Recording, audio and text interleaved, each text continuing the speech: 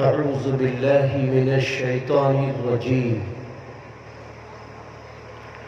بسم الله الرحمن الرحيم. الحمد لله رب العالمين، والصلاة والسلام على رسوله الكريم محمد وآله وصحبه أجمعين. أما بعد، قال الله عز وجل: أعوذ بالله من الشيطان الرجيم. لئن شكرتم لأزيدنكم. وقال الله تبارك وتعالى: إنا نحن نزلنا الذكر وإنا له لحافظون. وقال الله تبارك وتعالى: الذين ينفقون في السراء والضراء والكاظمين الغيظ والعافين عن الناس والله يحب المحسنين. وقال الله تبارك وتعالى: ما آتاكم الرسول فخذوه وما نهاكم عنه فانتهوا. صدق الله العظيم. وقال النبي صلى الله عليه وسلم: لا يؤمن أحدكم حتى أكون أحب إليه من والده وولده والناس أجمعين، أو كما قال عليه الصلاة والسلام. وقال النبي صلى الله عليه وسلم: خيركم من تعلم القرآن وعلمه، أو كما قال عليه الصلاة والسلام. اللهم صل على محمد وعلى آل محمد إنك حميد مجيد. اللہ کے محبوب بندوں اور اللہ کی محبوب بندیوں، آج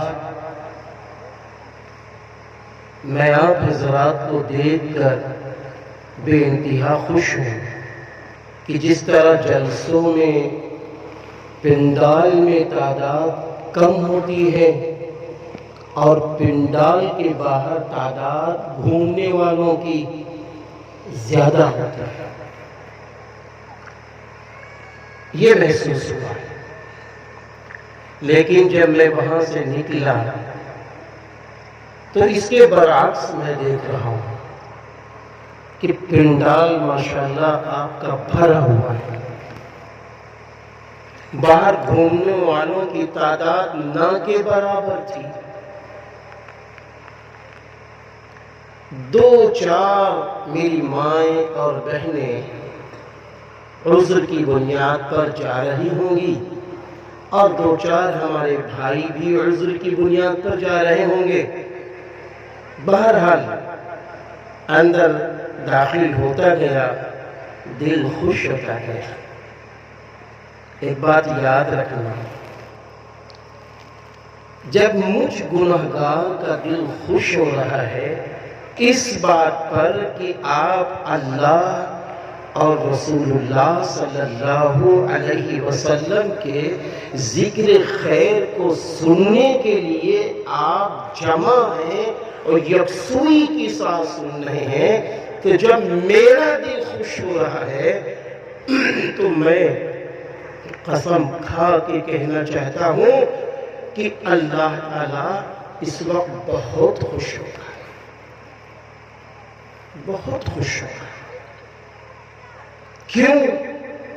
اس لیے کہ اللہ اپنے محبوب نبی آخری پیغمبر، آخری رسول سے بہت محبت فرماتے ہیں، اور جو آخری رسول کے ذکر خیر کے لیے بیٹھے، جو آخری رسول کے ذکر خیر کو سن کر عمل کرنے کی نیت سے بیٹھے، جو آخری نبی کے پیغام کو سن کر یہ نیت کرے کہ انشاءاللہ ہم ان باتوں پر عمل کریں گے، تو یاد رکھنا جو نبی سے محبت کرتا ہے اللہ اس سے محبت کرتا ہے۔ جو نبی سے محبت کرتا ہے اللہ اس سے محبت کرتا ہے۔ اگر کوئی شخص یہ کہے میں اللہ سے محبت کرتا ہوں، میں اللہ کو بہت چاہتا ہوں، تو یاد رکھنا اس وقت یہ کہا جائے گا کہ اگر تمہیں اللہ سے محبت ہے تو میرے نبی سے بھی تمہیں محبت ہونی چاہیے۔ اللہ کا حکم اگر مان رہے ہو تو نبی کا بھی حکم ماننا پڑے گا۔ اللہ سے محبت کرتے ہو تو نبی سے محبت کرنی پڑے گی، کیونکہ اللہ تعالیٰ نے خود فرما دیا ہے قُلْ إِن كُنتُمْ تُحِبُّونَ اللَّهَ فَاتَّبِعُونِي يُحْبِبْكُمُ اللَّهُ وَيَغْفِرْ لَكُمْ ذُنُوبَكُمْ۔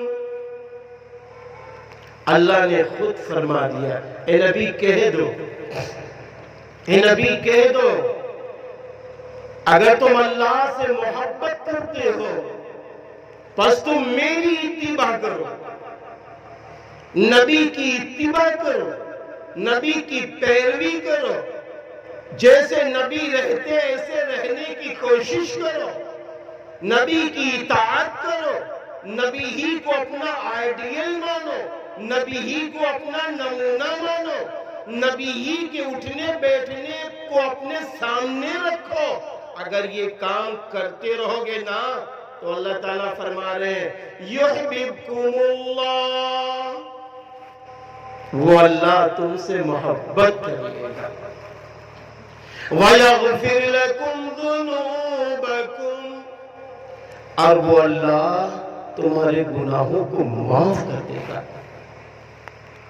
ذرا آپ اندازہ لگائیں، ہر ماں یہ چاہتی ہے، ہر شخص یہ چاہتے ہیں کیا کہ اللہ مجھ سے محبت کر لے، اللہ کی نظر ہم پر ہو جائے، اللہ کے یہاں سے برکتیں ہمیں مل جائے، روزی کی برکتیں مل جائے، جسم کی طاقت کی برکتیں مل جائے، صحت طاقت تندرستی مل جائے، اور دنیا میں عزت شہرت بلندی مل جائے۔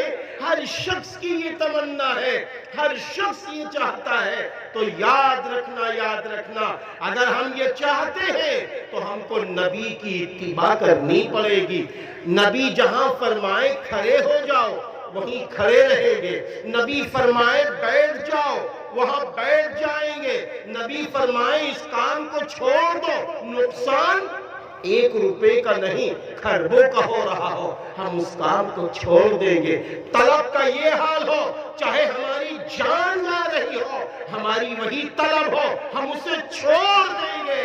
میرے محبوب نبی کا اگر نمونہ سامنے ہے اس نمونے کو زندہ کریں گے، اور جب یہ ہم کریں گے تو اللہ محبت کرے گا، اللہ محبت کرے گا۔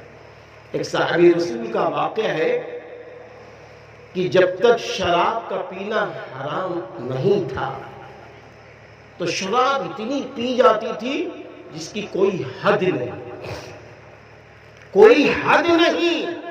لیکن جب حکم ہو گیا کہ شراب کا پینا حرام ہے تو معلوم ہے اللہ اکبر، اللہ اکبر، گلیوں میں شراب ایسی بہ رہی تھی جیسے ایسا لگتا تھا بارش کا پانی۔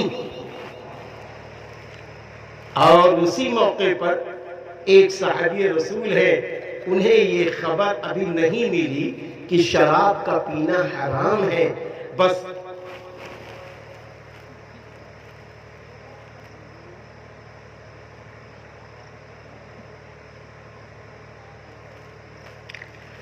شراب کا پینا حرام ہے، ابھی یہ خبر نہیں پہنچی تھی، ابھی یہ خبر نہیں پہنچی تھی۔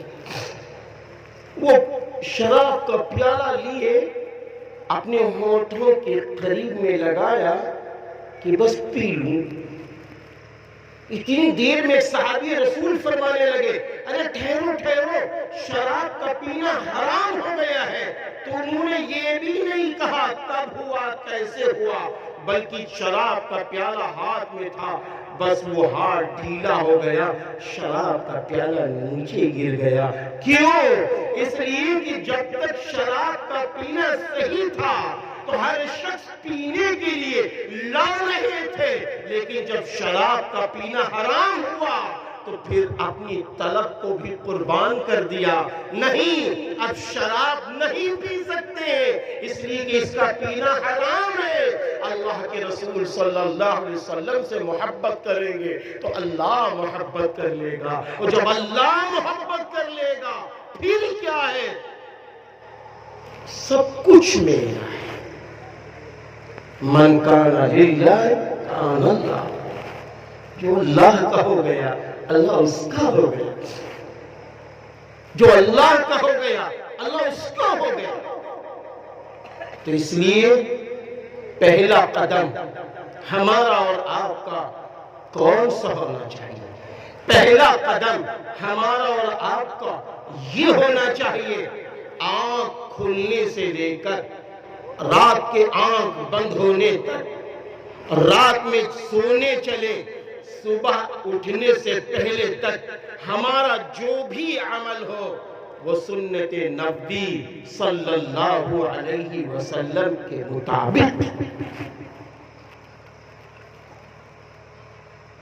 مطابق ہو۔ کیوں؟ اس لیے کہ جب سنتیں زندہ ہوں گی تو میرا اللہ میری مدد کرے گا، آپ کی مدد کرے گا۔ سنتیں زندہ ہوں گی تو پھر دنیا میں اللہ تعالیٰ کی طرف سے اکرامات کی بارشیں ہوں۔ آپ صلی اللہ علیہ وسلم کا ارشاد گرامی ہے، آپ نے فرمایا کہ جب میری سنتوں کو زندہ کرو گے اللہ رب العزت 4 انعامات سے تمہیں نواز دیں گے، 4 انعامات سے تمہیں نواز دیں گے۔ پہلا انعام یہ ہوگا اللہ روزی میں برکت ڈال دے گا، دوسرا انعام یہ ہوگا کہ اللہ رب العزت دین میں پختہ کر دے گا، تیسرا انعام یہ ہوگا کہ اللہ رب العزت نیک اور صالح بندوں میں کے دلوں میں محبت ڈال دے گا، چوتھا انعام یہ ہوگا اللہ فجار فساق حاسدین کے دلوں میں اللہ تعالیٰ رعب اور دبدبہ ڈال دے گا۔ اور آج یہ چاروں چیزیں ہمارے لیے ضروری ہیں، چاروں انعام کا پانا ضروری ہے۔ روزی کی برکت چاہتے ہیں سنتوں کو زندہ کرے، دین میں پختہ ہونا چاہتے ہیں سنتوں کو زندہ کرے۔ آج ہم نے دین میں پختہ ہونے کا عزم کیا ہے تو سنتوں کو سامنے رکھ کر اپنی زندگی کو گزارنا ہوگا۔ آپ کو معلوم ہونا چاہیے اگر ہمارے آپ کے گھروں کے اندر سنتیں زندہ ہو رہی ہیں تو ہمارے بچوں کا دین پختہ ہوگا، اور جب دین پختہ ہوگا، دین پختہ ہوگا تو کوئی ٹھگ نہ سکے گا، کوئی ہمارے ایمان کو ٹھگ نہ پائے گا۔ آج آپ دیکھیے اللہ حفاظت فرمائے، اللہ مدد فرمائے۔ ہم لوگ تو اس لیے دنیا میں لائے گئے تھے، بھیجے گئے تھے کہ ہم رسول اللہ صلی اللہ علیہ وسلم کی تعلیمات پر عمل کرتے ہوئے ہم دوسروں کو نبی کی تعلیمات کی طرف لانے والے بنتے۔ یہ ہماری ذمہ داری ہے، یہ ہمارا کام ہے۔ لیکن آج افسوس در افسوس، بڑے افسوس کے ساتھ کہنا پڑتا ہے کہ آج ہم وہ بن گئے کہ ہماری بیٹیاں غیروں کے پاس چلی گئیں، ہماری بچیاں غیروں کے پاس چلی گئیں۔ کیوں چلی گئیں؟ سبب کیا ہے جانے کا؟ وجہ کیا ہے جانے کی؟ دیکھیے اس میں کوتاہیاں ہماری ہیں، آپ کی ہیں۔ ہم نے اپنی بچیوں کو، ہم نے اپنے بچوں کو ایمانی طاقت کا ذکر نہیں سنایا، ہم نے اپنی بچیوں کو، ہم نے اپنے بچوں کو اسلام کی شان و شوکت نہیں بتائی، ہم نے نبی کی سنتیں انہیں نہیں بتائی، ہم نبی سے کیسی محبت کرتے ہم نے ان کو نہیں بتایا، جس کا رزلٹ یہ ہوا کہ آج وہ ایمان کی شان و شوکت بھول گئیں، جبکہ اللہ تعالیٰ فرما رہے ہیں وَأَنْتُمُ الْأَعْلَوْنَ إِن كُنتُم مُؤْمِنِينَ، اور تم ہی بلند ہوگے اگر تم مومن ہو، اگر تم مومن ہوگے۔ ہم جس میدان میں بھی ہوں، ہم سرکاری محکمے میں بھی ہوں، ہم پرائیویٹ محکمے میں بھی ہوں، ہم بزنس میں ہوں، ہم تجارت میں ہوں، ہم کسانی کا کام کر رہے ہوں، ہم جس میدان میں بھی ہوں، ہر شخص یہ سوچ لے ہمیں اپنا ایمان بچانا ہے اور سنت کے مطابق اپنا ہر کام کرنا۔ اگر یہ فکریں ہمارے اندر پیدا ہو جاتی تو آج اتنا بڑا نقصان، اتنا بڑا خسارہ نہ ہوتا۔